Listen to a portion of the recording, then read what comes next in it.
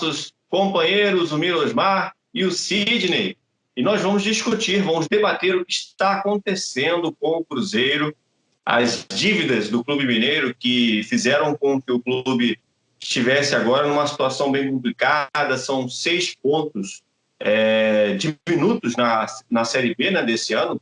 A gente não sabe quando vai começar, mas quando ela se iniciar, o Cruzeiro vai ter aí esse problemão, né? Porque vão precisar de 2 vitórias para ficar com 0 pontos, né? Corre o risco de perder mais 6 e ainda tem o estarrecedor, né? Que seria a condição de ser rebaixado da Série C, independente do que acontecer na Série B. São muitas as circunstâncias. O Cruzeiro está sendo aí o primeiro clube a ser, de fato, né, penalizado no futebol brasileiro por problemas institucionais, enfim, questão de ficar devendo o clube, fora outros problemas. A gente teve aí o bizarro caso do presidente do Cruzeiro, que teria utilizado o dinheiro do clube para solicitar trabalhos ilícitos, né, Sidney? Começar chamando o Sidney. Como você definiria o que aconteceu aí do Cruzeiro, né, dessa questão lá em Portugal, lá, que os caras foram arrumar uma dívida estranha em Portugal? Entretenimento adulto. Entretenimento adulto, né?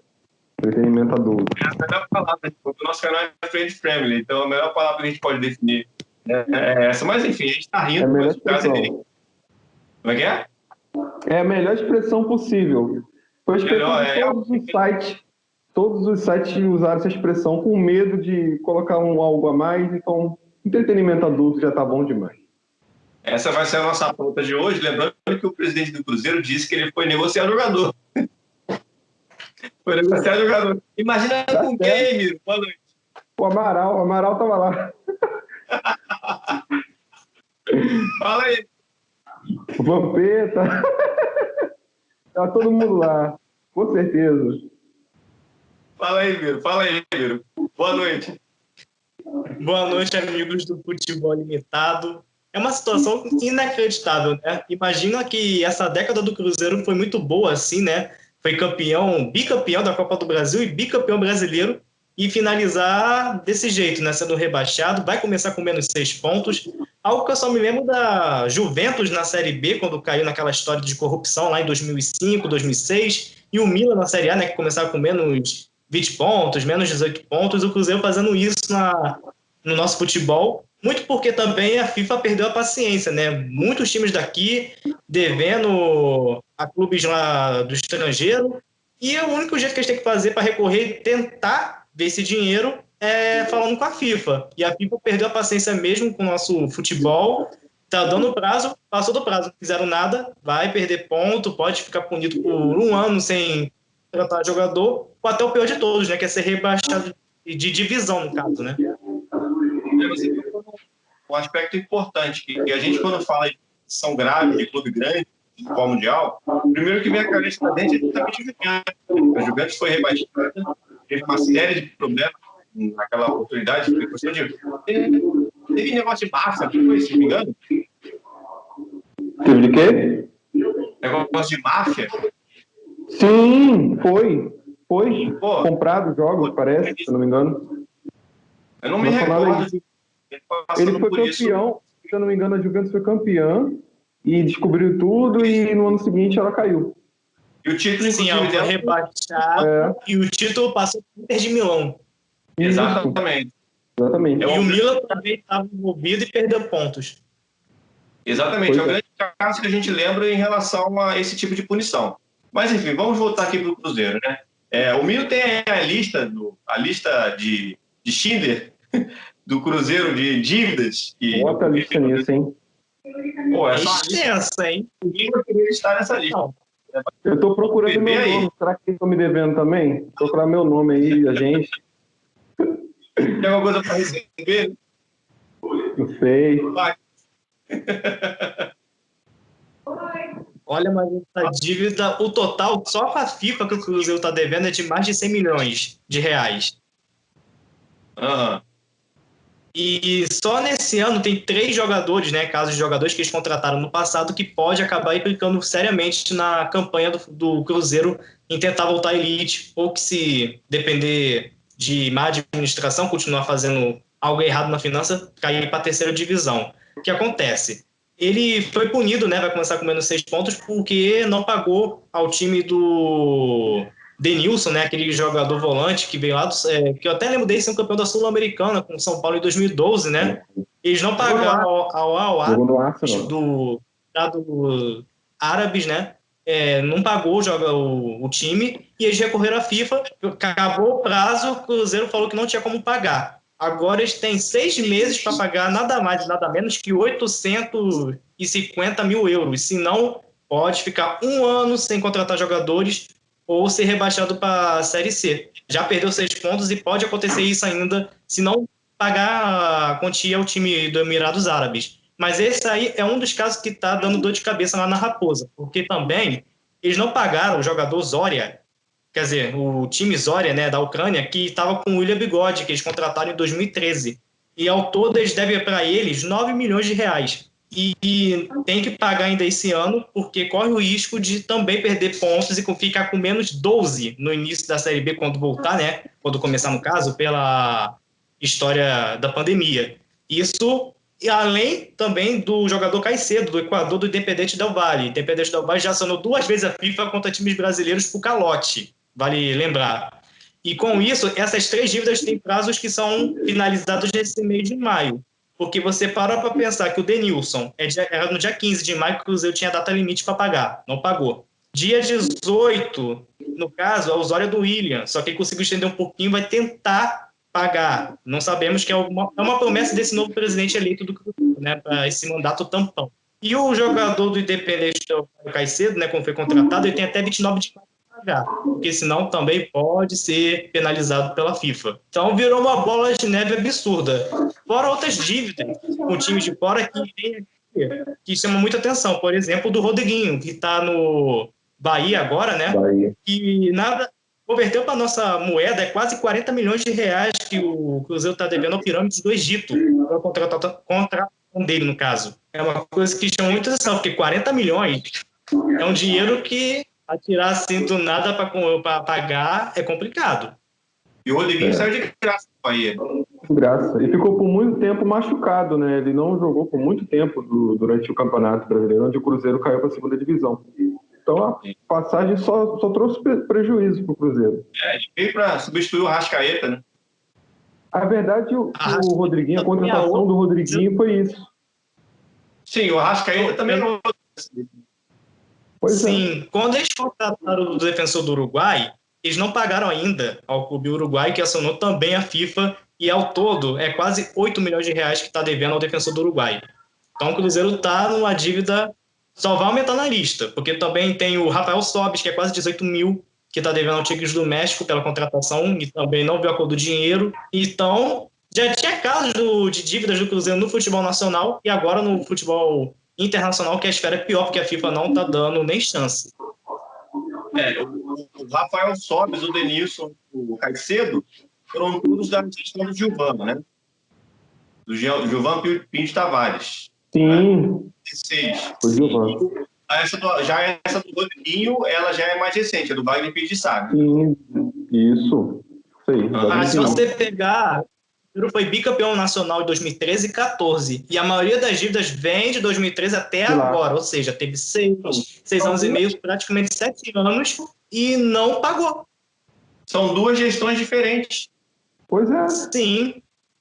Então, deixa tudo mais absurdo ainda, né? Porque a gente vê que são 2 fases, eu não sei se eles eram oposição ou não, tanto faz, mas são 2 fases do Cruzeiro que somadas estão construindo aí o maior rombo da história do clube. Do clube, exatamente, podendo levar o clube à falência. Sim. E agora esse tem que parar na mão do novo presidente do Cruzeiro, né? Foi anunciado ontem, o Sérgio Rodrigues, ele tomou posse oficialmente do clube, né? Inclusive na eleição do Zé Paella foi chicoalhado, né? Cuspiram nele, perseguiram ele, deu problema, deu confusão pro Zé Paella. Parece que o pessoal não gosta mais dele lá no Cruzeiro. Nem o Thiago Neves também não gosta mais dele. Mas a eleição do Cruzeiro foi parecida com o clima de São Januário, o dia de eleições. Foi bem similar. Sim. Foi uma eleição que o vencedor não foi mais votado. Né? Nada democrático. Pois é. Mas então, essa contratação mesmo que você falou do Rodriguinho, ao meu ver, foi o Cruzeiro viu que não tinha condições de arcar essa contratação, mas foi meio que uma resposta de dizer, nós perdemos a Arrascaeta, mas temos condições de trazer um cara no mesmo nível, nós estamos no mesmo nível e temos condições tranquilos. A verdade é que os resultados do Cruzeiro, eles mascararam tudo aquilo que estava acontecendo nos bastidores. Por isso que é importante os torcedores eles ficarem atentos não só àquilo que está acontecendo dentro do campo, mas o que é ao seu redor. Está ganhando título? Está. Mas o que está acontecendo na parte financeira, na parte econômica do clube? É preciso estar atento. Porque o Corinthians, campeão com o Tite, campeão de 2010 para cá, né?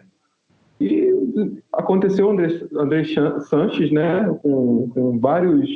envolvido em várias coisas aí, mas você vendo só os títulos, as conquistas, os torcedores muitas vezes eles acabam se esquecendo.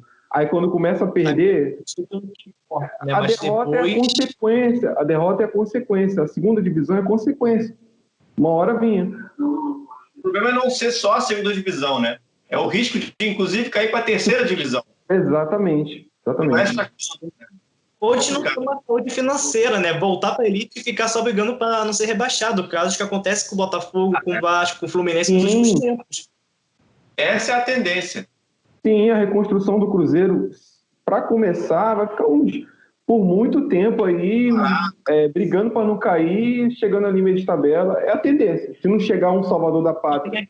E sempre eles querem um salvador da pátria, né? Mas esse cara para chegar... Tem um fator... E como o principal time do Brasil depende da cota de TV. O Cruzeiro está na segunda divisão e se não voltar, vai perder aquela fatia que ele tinha garantido por ser um dos gigantes do futebol nacional quando voltar, se demorar mais de um ano para voltar. Tem isso, né? Tudo bem que ele já perdeu a cota para esse ano, porque ano passado tinha mudança, né, de contratos, né? Aí já caiu tendo que receber uma quantia de Série B, não vai ter a mesma quantia que tinha na Elite. Mas, tipo, você permanecer na Série B ou ir para uma Série C, vai ser, na parte financeira, vai ser uma hecatombe, vai ser um negócio muito complicado para o Cruzeiro e fica sem perspectiva de volta, se for desse jeito, né? Duas coisas que eu queria só opinar rapidinho. A primeira é o portal, a tentativa de fazer um portal de transparência do clube. É louvável, o torcedor do Cruzeiro pediu muito nos protestos, né, que foram realizados esse ano. Já é uma palma, um parabéns para eles, né? E o segundo que eu quero falar é que eu acho, amigo, que se perder 12 pontos, não vai subir. Não vai. O time do Cruzeiro que o Cruzeiro está montando primeiro, o Náutico tem time ali interessante, o outro time estava fazendo um campeonato pernambucano interessante até a paralisação.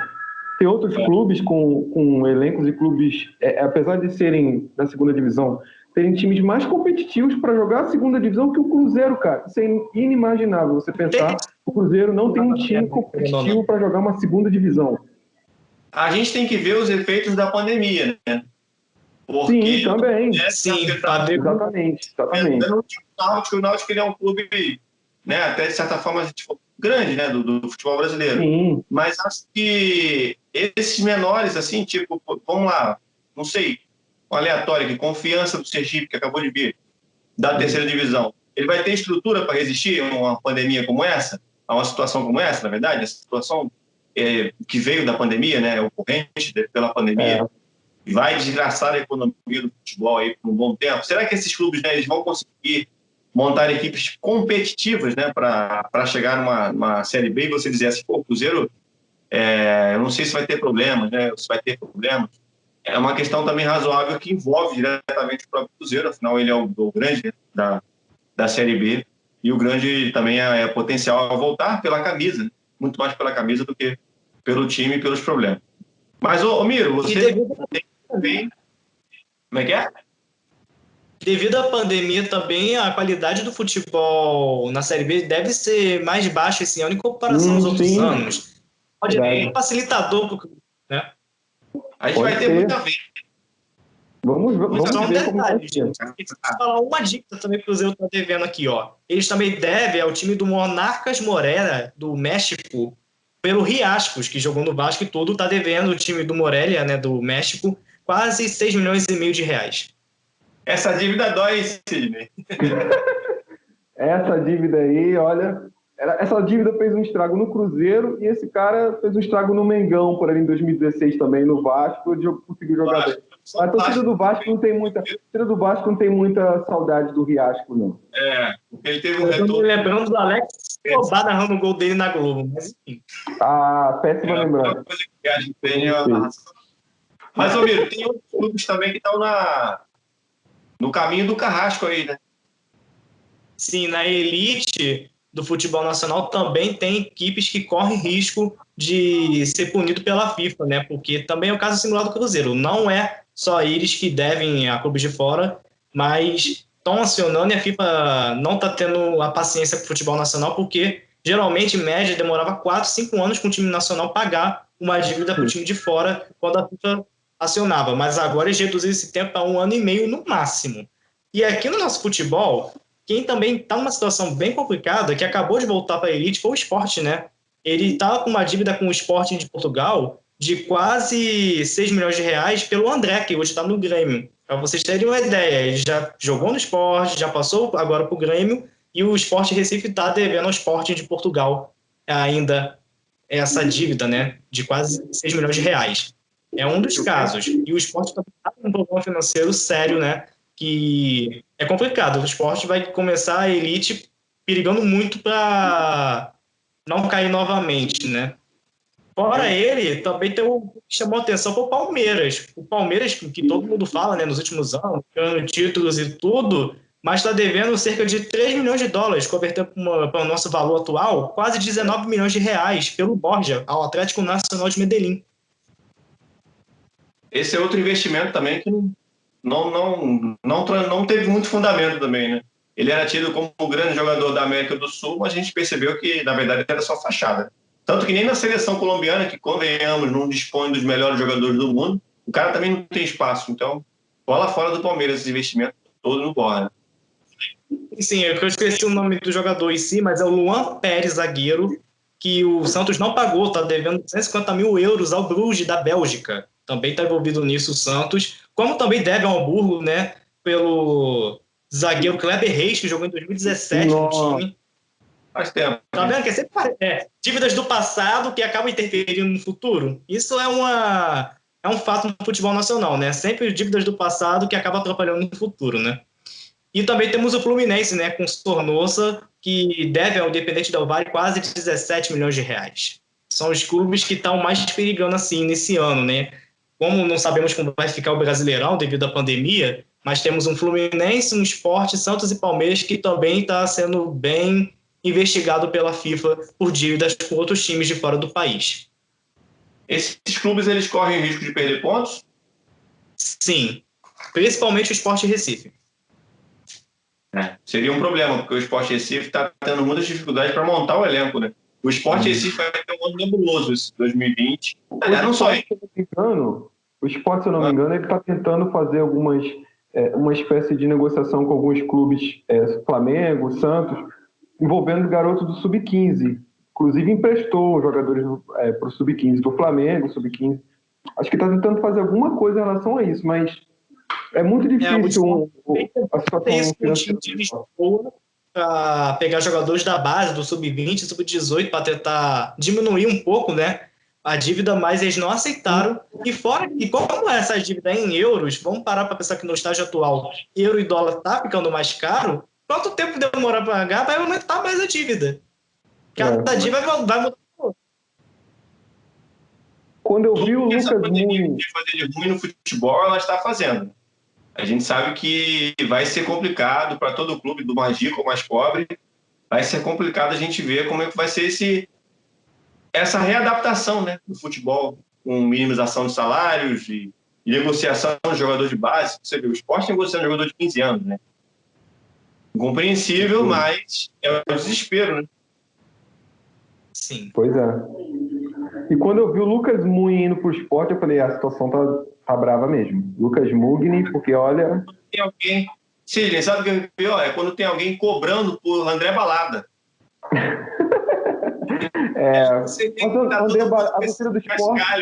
A torcida do esporte adora André Balada. O Diego Souza, tudo bem. André Balada, Diego Souza... Eles são... A torcida gosta muito desses jogadores, né?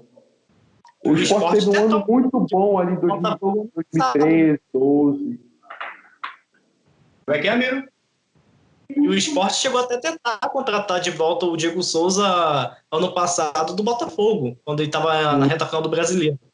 Mas devido a essa situação financeira, desistiu. Diego Souza vai estar com 50 anos e o esporte vai querer trazer ele. Pois é. E o pior é que o Diego Souza tinha processado o esporte, né? Um desses vários direitos trabalhistas do esporte. Um deles, inclusive, na justiça, está em nome do Diego Souza. Inclusive, o esporte tem um zagueiro chamado Adrielson, que é bom jogador. Eles estão tentando negociar ele de alguma forma para, né, conseguir melhorar a parte financeira. Né? É um bom jogador, mas não sei se apenas isso vai conseguir aliviar a situação que o clube vive. E antes desse momento, o esporte também é um momento ruim, né? Lá no Pernambuco. A gente não sabe muito bem como os times vão voltar, né? Tem que aguardar para ver como é que vai ser. Nesse momento, para o esporte vender aí seus principais destaques, vai servir, não digo como uma solução de problema, mas como uma espécie de anestesia para tentar diminuir, dilatar os problemas, um pouquinho, né? A situação. Mas é isso aí, galera. Então, valeu aí pelo nosso encontro, pelo nosso hangout. Espero que a gente tenha mais oportunidades para falar sobre teste. Gostou? Não? Gostou? Gostei, foi um bom teste para a gente começar, né? Primeiro assunto, primeira pauta. Foi muito legal. E foi muito legal estar aqui com vocês, do canal Futebol Limitado. E vamos continuar aí falando mais outras pautas aí interessantes aí que a gente pode conversar com vocês. Diversificar não só as pautas, como os participantes também, né? Também. Valeu, Miro. Valeu, Miro. Agora que chegou para o áudio. A gente está testando live, chegou agora o áudio. Valeu, obrigado pela oportunidade. É que o Skype ele tem um sistema velha surda da Praça Nossa. Melhor definição, só chegou para mim tipo 2 horas depois, mas chegou agora. Foi bom estar com você. Testando. O cara fala uma coisa, o outro entende outra perversa. Como mais ou menos o presidente do Cruzeiro quando registrou que estava negociando jogador lá em Portugal.